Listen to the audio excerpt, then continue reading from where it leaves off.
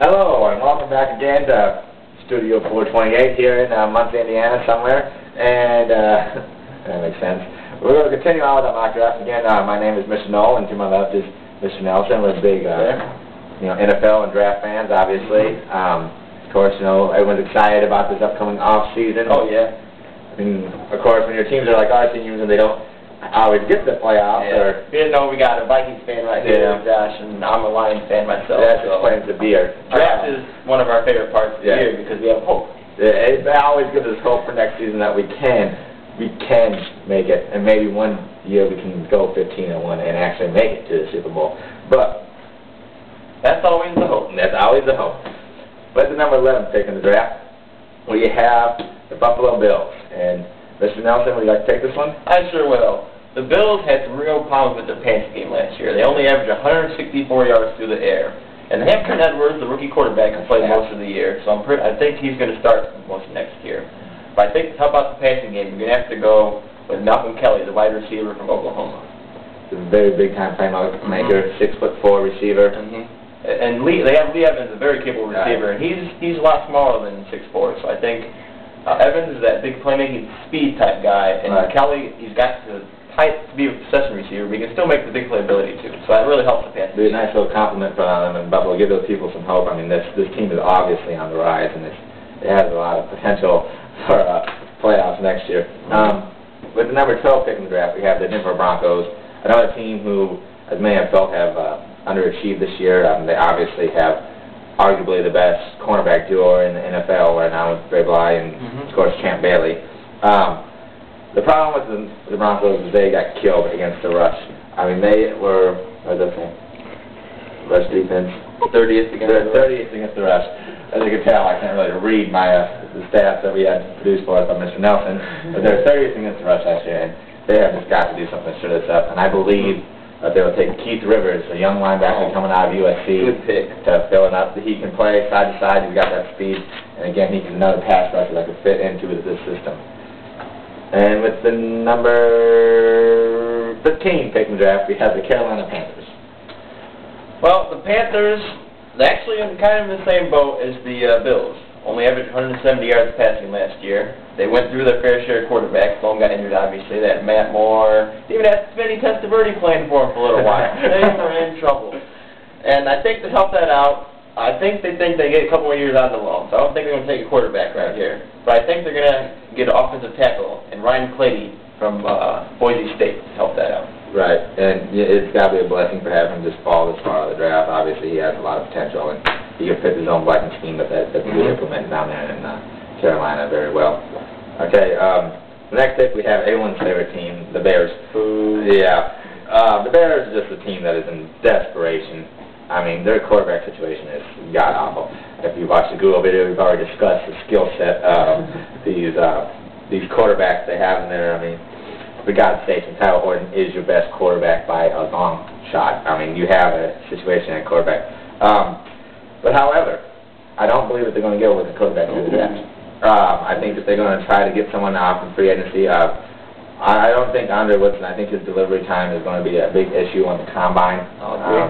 And, his decision-making, obviously, I feel as the season progressed, when there was no pressure on him, it seemed like he threw more picks and he made worse decisions as the season went on. I think that's really going to actually hurt him here, even though, that he was rated high in the draft. I'm going to have them taking, I think they're going to have to go with the lineman here, because their line is getting up there in age, and they're going to have to, do something over there eventually. So I'm going to go and give them an offensive tackle, Michael O'Hare from Ole Miss. Okay, he's going to come in there, and he's going to try to give the Bears the offensive line so they can play that smash mouth football with whoever the running back is going to be next year. Okay, and now with the next pick, we have, of course, Detroit Lions. That team started off with that. They started off 6-2, and things went down from there. So the big question is what they're going to be. Just so the fans at home can see, we had Josh make up the Lions draft board for this year. This is from an insider. I know someone inside the organization who's very high up. This is from MM of the guy we know. Yes. All I had to do was give him a cookie, and he wrote this on here for me. Read off those names for me. This is Matt Millen's big boy. As you all know, we're big fans of Matt Millen. He cannot get enough wide receivers. And so, his big board for 2008 starts with Deshaun Jackson, Malcolm Kelly, Adarius Bowman, and Linus Speed. This is his actual big board right here. I'm not even lying to you. The guy, he was very open with this. He shared his philosophy with the Lions, ups and downs. He claims that he doesn't like running the ball, and he wants another wide receiver in this draft. So Mr. Nelson is going to select for the Lions. Rather, Millen will agree to this pick. We're going to use the Chad Nelson big board for this draft selection. And with the Lions last year, we all know, started out 6-2, and they just fell off the mountain and just collapsed. Yeah.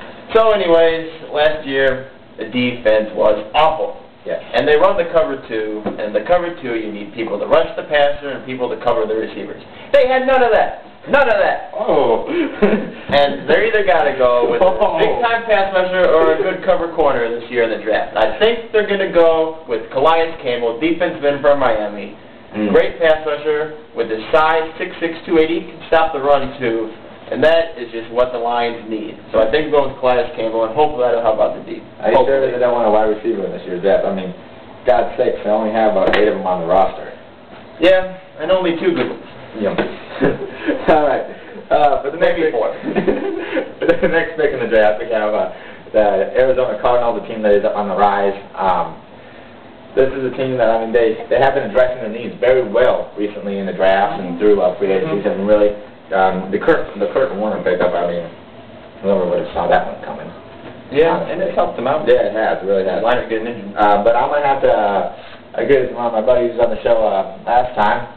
They have to get younger in the running back department with Edwin James getting up there in age, and he doesn't really have that home run threat as he used to. So I'm going to have him select Jonathan Stewart, the running back out of Oregon. He's a very tough, very big, physical, Spanish-mouth football player with the ability to have that home run threat and the speed. And he was just amazing this year in this season. He helped lead Oregon to what they were before Dixon got hurt. So I think Stewart's a little similar to Peterson in that he had some injury questions coming out of college. But I think being in the 2-back system with James will help him out his first year with that. How did Peterson do this? That worked out very well for him. Yes. NFL records for single-game rushing? I'd say that's not bad for a rookie.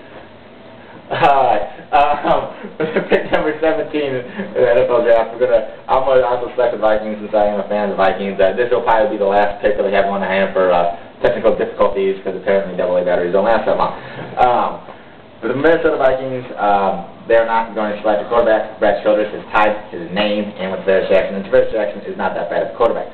The problem is he needs receivers that can get the ball open. Even if you put 8 men in the box, the receivers should be able to get open, which they cannot.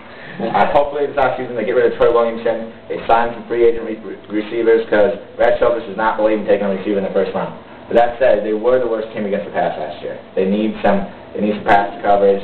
They need some protections. I believe with this pick, they don't go cornerback like a lot of people are having them go. They need a safety. Dwight Smith has got his way out with weed smoking and having sex and stairwells and just being a complete asshole. So I believe that they're going to go with Reggie Smith, the next best safety in this draft, who can also come in and play at nickel and eventually take Smith's start and even replace Sharper in the free safety position. And now, because our batteries are indeed running low on the camera, we're going to have to stop at this selection. Would you please join us for the next section we're going to have to? Probably going to try to get through 17 or 18 through as, well, I keep on lying to the people and telling them what picks we're going to get through. And we'll make it happen. All right. Well, please join us next time. We'll finish up these for our final segment. For our final, it might be the final segment. Who knows? Come back.